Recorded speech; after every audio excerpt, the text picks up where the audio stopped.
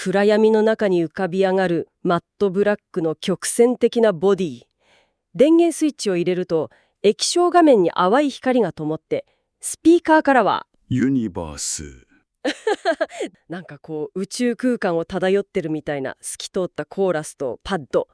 今聴いても全然古びないですよね。不思議な魅力があります。ええ。1988年、この一台が音楽の作り方をもう永遠に変えてしまったんです。その名はコルグ M1。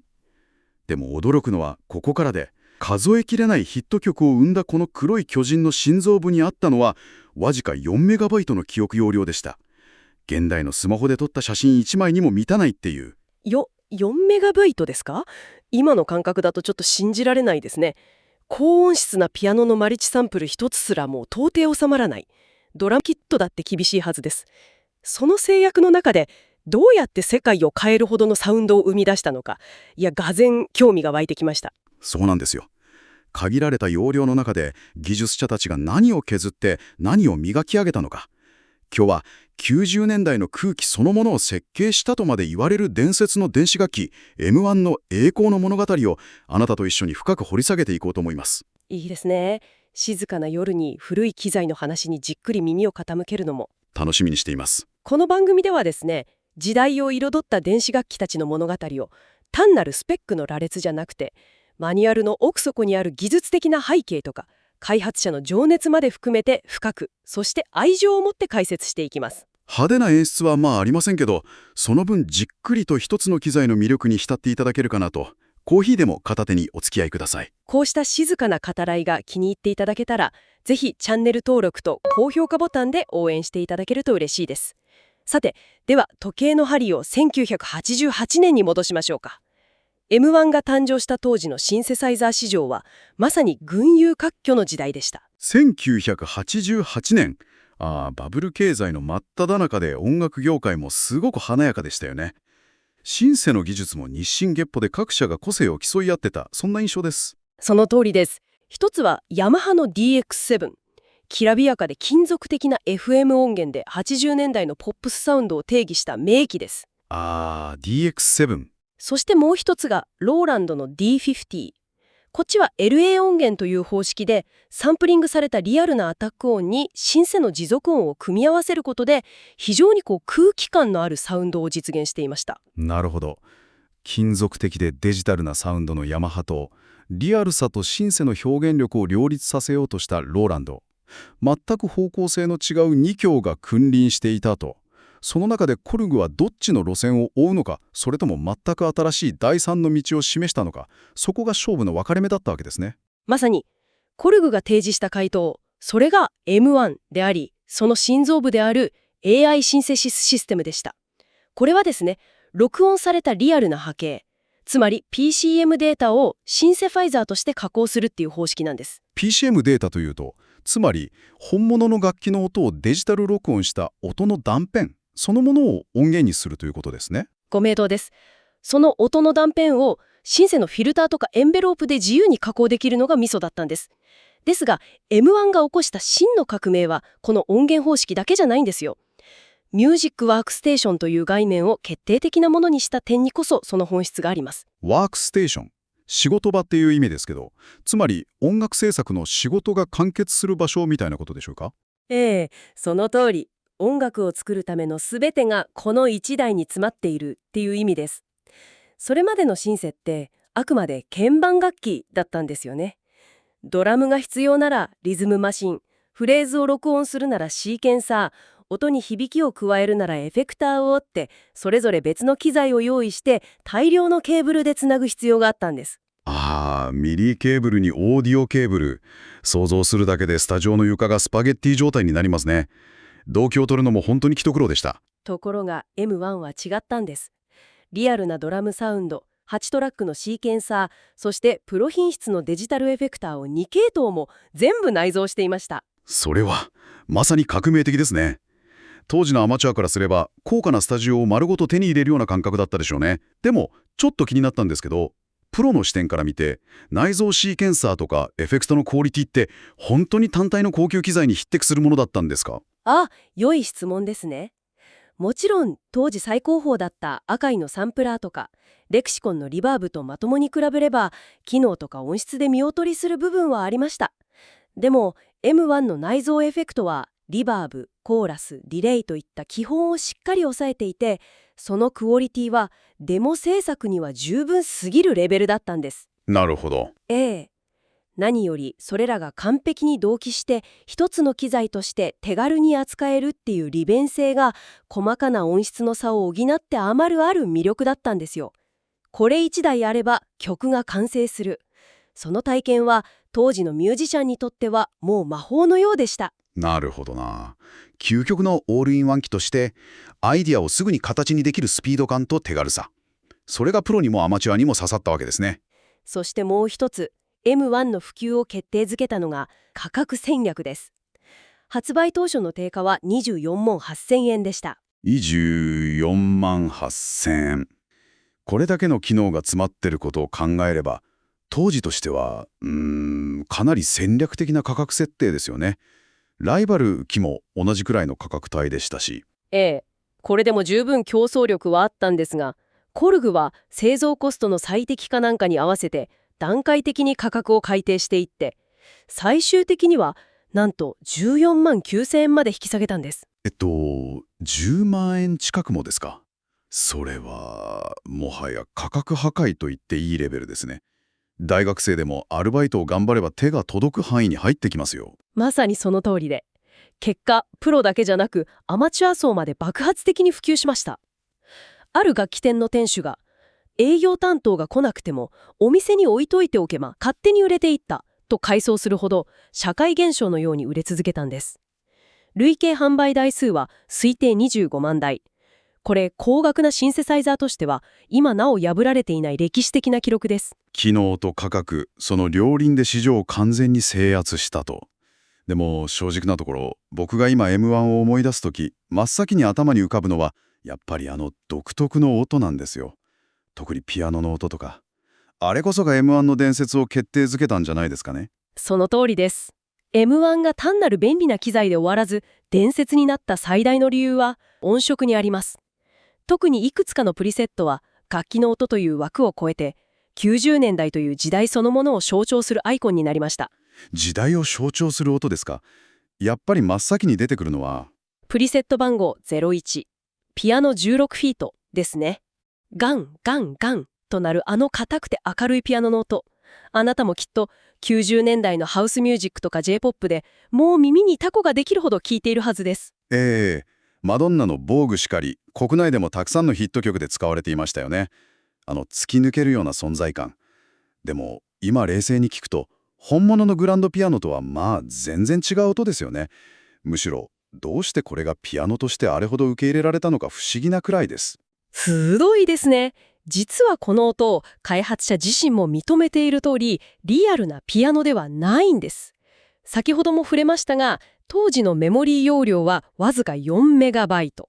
その中にピアノからドラム、ストリングスまで全ての音を詰め込むために開発チームは苦肉の策を取ったんです。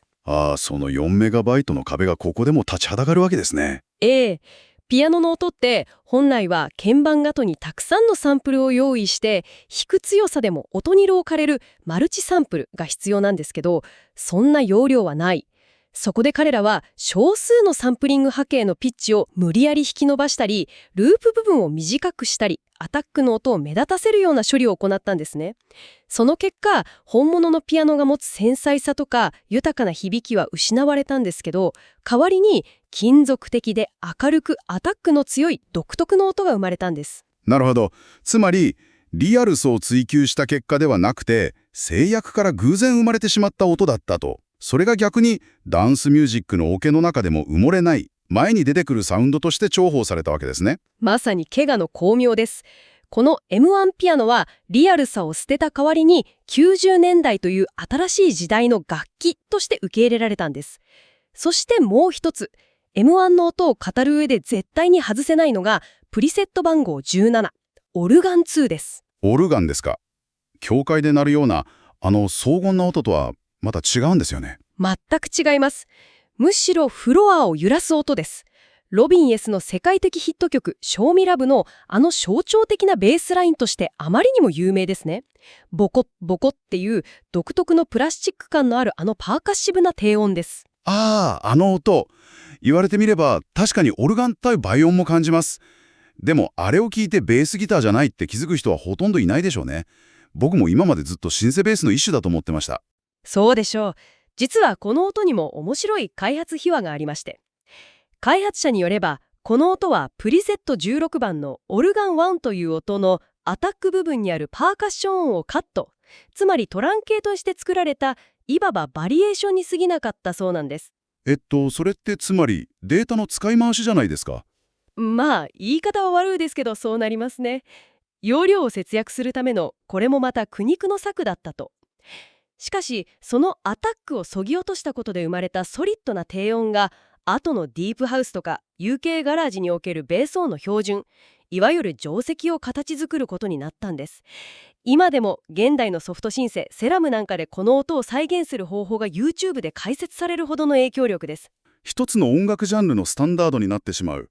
いやー、シンセサイザーの歴史の面白いところですね。制約とか偶然が新しいクリエイティビティを生むっていう。開発チームの遊び心はそれだけじゃありません。M1 にはボトルっていう文字通り瓶を吹いたようなプリセット音が入ってるんですが、これを作るために彼らはなんと一升瓶を使ったそうです。一升瓶、日本酒の最先端のデジタルシンセにですか？はい、3フィート、約90センチの大きな一升瓶の口にパンフルートを吹くように息を吹き込んで、そのボーという共鳴音をサンプリングしたというんです。最高ですね。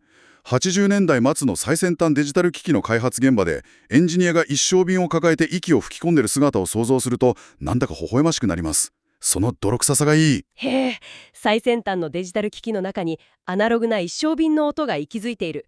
このデジタルとアナログの狭間にある揺らぎこそが完璧すぎない M1 の音の温かみを生んでいるのかもしれませんね。M1 のサウンドはダンスミュージック以外でも本当にいろんな場所で聞くことができるんですよ。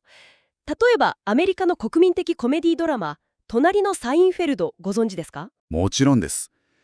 90年代を代表するシットコムですよね。妙に耳に残るベースが印象的なテーマ曲。そう、ベベンベンっていうスラップベース。実はあれ M1 のプリセット番号46スラップベースがほぼそのまま使われていたんです。マジですか？あれがプリセットとは。ずーっとマーカス・ミラーみたいな凄腕ベーシストが弾いてるんだと信じてましたよ。言われてみれば確かに独特の均一感もシンセっぽいかもしれない。いや、完全に騙されてました。これは衝撃です。しかも開発秘話によると、この音の元ネタは開発者の一人が個人的に所有していたムーグのアナログシンセの音をサンプリングしたものらしいんですね。だからこそデジタルなのにどこかファットで太い音がする。なるほど。だからあんなに存在感があるんですね。開発者さんの私物まで動員されていたとは。当時の開発現場の熱量が伝わってきます。そしてロック界のレジェンドクイーンの後期作品でも M1 は重要な役割を果たしています。フレディ・マーキュリーの遺作となったアルバム「イニュエンドー」では荘厳なストリングスやユニバースが効果的に使われているんです。マドンナからクイーン、そしてお茶の間のドラマまで、本当にジャンルも国も選ばず90年代のサウンドスケープを支配していたんですね。黒い巨人という呼び名も全然大げさじゃない。まさに演奏性っていう点でも評価が高くて、鍵盤には当時定評のあったヤマハ製の高品質な FS 鍵盤が採用されていました。そのしっかりしたタッチは現代の安価なミディコントローラーよりもはるかに演奏性が高いと、今でもレディットなんかの海外掲示板で語り草になっています。1台で完結するワークステーションという画期的な概念、一升瓶まで動員した泥臭くもクリエイティブな開発、そして技術的制約から偶然生まれ世界を踊らせたアイコニックな音色たち。 M1 は単なる電子楽器ではなく、一つの時代を設計した偉大な発明品でした。いやー、お話を聞いていて当時の熱気がひしひしと伝わってくるようでした。スペックだけでは語れない数々の物語が詰まっているんですね。これはもう実機に触れてみたくなります。ですが、光が強ければ影もまた濃くなります。30年以上の時を経て、この美しい黒い筐体の内部で静かに、しかし確実に進行している崩壊をご存知でしょうか？崩壊？何ですか急に不穏な言葉を、ここまで輝かしい話を聞いてきた後だと余計に怖く聞こえます。今、中古市場で手に入る M1 の多くは、ある深刻な病気を抱えています。電源を入れた瞬間、液晶に表示されるイニットプログラムという無慈悲なエラーメッセージ。そしてその原因となっている基板を静かに試食する黄色い液体。黄色い液体、まさかバッテリーの液漏れですか？電子楽器の天敵とも言える。次回は、この華やかな栄光の裏側にあるオーナーだけが知るメンテナンスの現実と、技術的な制約が生んだもう一つの悲劇に迫ります。イニットプログラムとは何なのか。電源ユニットの中で一体何が起きているのか。そして失われた音を取り戻す術はあるのでしょうか。なんだか次はドライバーとハンダゴテが必要になりそうな予感がしますね。栄光の物語の次は再生の物語というわけですか。その通りです。次回、中編、イニットプログラムの孤独と再生。伝説の裏側にあるリアルな現実を紐解いていきます。この話を聞いて M1 の音が懐かしいと感じた方、あるいはその数奇な歴史に興味を持たれた方は、ぜひ高評価とチャンネル登録で次回の配信をお待ちください。あなたの家に眠っている M1 は大丈夫ですか？次回もぜひこの深い沼にお付き合いください。それではまた次の夜にお会いしましょう。